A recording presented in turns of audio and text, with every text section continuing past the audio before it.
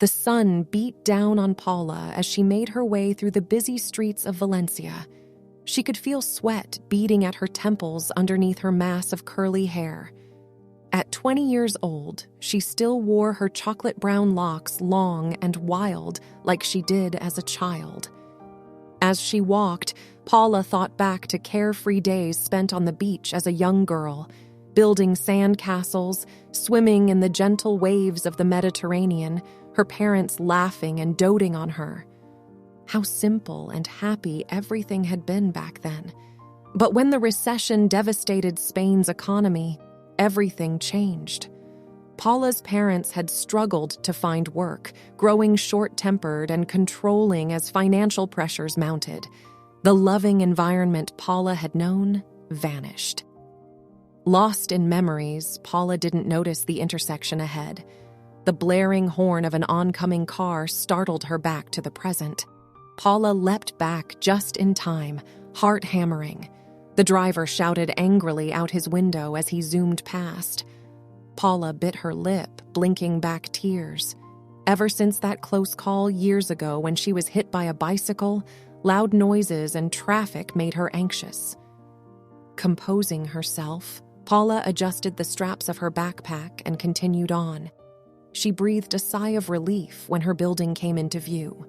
Ascending the graffiti-covered steps, she entered the cool reprieve from the heat.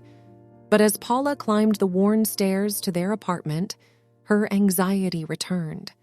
She could hear her parents arguing even from down the hall. Stepping inside, Paula saw her mother red-faced and shouting, while her father hurled insults back. Both parents whipped around to glare at Paula as she hovered awkwardly near the door. "This is all your fault," her mother accused wildly.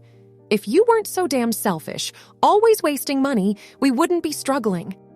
Stung by the unfair attack, Paula fled to her bedroom and slammed the door. She threw herself on the bed, muffling anguished sobs in her pillow. Why couldn't she make them happy? A pounding on her door made Paula jump. Her father's voice boomed through, "Get out here, girl! Your mother wants a word with you." Paula crept out to face her parents, huddled together like a tribunal. Their eyes raked over her disdainfully, settling on her hair. Paula's mother glared at her with cold, hard eyes as she held up the pair of scissors. "Those expensive hair products you keep buying have to stop," she declared harshly. "It's well past time you learned some financial responsibility." Paula's hands flew up to cradle her long, curly locks protectively. She took a small step back, her heart hammering. "Please, Mama," she begged desperately. "My hair is so important to me." But her mother's expression remained stony and unmoved. "Enough with the dramatics," she scolded Paula. "You've become vain and entitled. This will teach you discipline." She grabbed a fistful of Paula's hair, causing her to cry out in pain. Paula struggled against her grip. "Stop! You're hurting me!" Paula shouted tearfully, but her mother only tightened her hold. "Be still and quiet," her mother commanded as she brought the scissors up with her other hand. Paula thrashed in panic, but her petite frame was no match for her mother's brute strength. Tears streamed down Paula's cheeks. The harsh snip of the scissors biting into the first lock of hair sounded like a gunshot to Paula's ears. She watched in horror as the severed curls fell to the floor. Again and again, her mother hacked away ruthlessly at Paula's mane while she sobbed helplessly. Each chunk that hit the floor shredded another piece of Paula's heart. By the time her mother stepped back, Paula was left with uneven, chin-length layers. She raised a trembling hand to her shorn hair, devastated by the loss. Her mother showed no remorse. "There," she stated with cold satisfaction. "Maybe now you'll learn." Paula's mother stepped back and examined her handiwork with a cold, satisfied look on her face. "There, that ought to teach you a lesson," she stated sternly. She showed no regret over what she had just done to her own daughter. Paula could only stare at her mother in devastated disbelief. Slowly backing away, she turned and rushed from the room. She fled down the hall to her bedroom, slamming the door behind her. Alone now, the floodgates opened and Paula collapsed onto her bed, sobbing uncontrollably into her pillow. She couldn't comprehend how her own mother could be so cruel and heartless. To violate her so by cutting off her beautiful hair that she had tended to and loved. As Paula's tears eventually slowed, her sadness hardened into anger. She sat up, fists clenched at her sides. How could her mother treat her this way as if she didn't matter? Wiping the tears from her red, swollen eyes, Paula marched to the mirror. She barely recognized the shattered girl staring back at her. The uneven, shorn locks only accentuated her anguish. A knock at the door made Paula jump. She turned to see her mother letting herself in, looking impatient. "What's with all this ridiculous drama?" she scolded. "Don't be so ungrateful. I did you a favor." Paula trembled with emotion. "You had no right," she accused, voice rising. "You're cruel." Her mother's eyes flashed dangerously. "Watch your tongue, girl," she warned. "You've tried my patience enough for one day." Paula stood tall, refusing to cower. "I won't stay here and be abused," she declared through her tears. As her mother stared in shock, Paula began hastily packing a bag. She would not endure one more day in this house. Paula threw her few belongings into a small duffel bag with shaking hands, keenly aware of her mother watching from the bedroom doorway. Zipping the bag shut, Paula strode toward the door, brushing roughly past her mother without making eye contact. "Where do you think you're going?" her mother demanded. Paula kept walking, responding coldly over her shoulder. "I'm leaving. I won't stay here another minute." Her mother hurried after her down the hall. "Don't be ridiculous," she scolded. "You have nowhere to go." Reaching the front door, Paula turned and faced her mother head-on for the first time. "Anywhere is better than here with you," she stated angrily, fresh tears filling her eyes. Her mother's face registered surprise, then quickly hardened.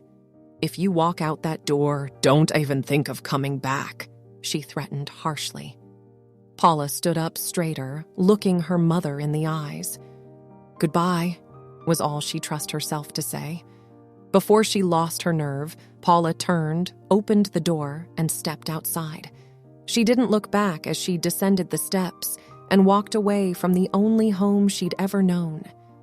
Aimlessly wandering the city streets, the reality of her situation sank in.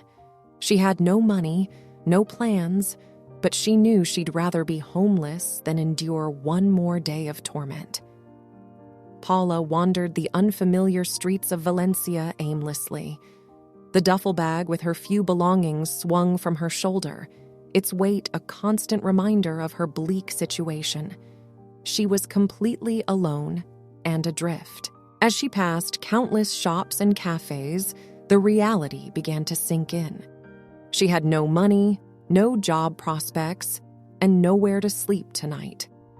Paula ran a hand anxiously through her unevenly shorn locks. Her mother had hacked her once-long curly hair into a crude, chin-length cut. Paula's eyes scanned the streets desperately, looking for any possibility of work or shelter. She approached shop after shop, restaurant after restaurant, asking if they had any positions available.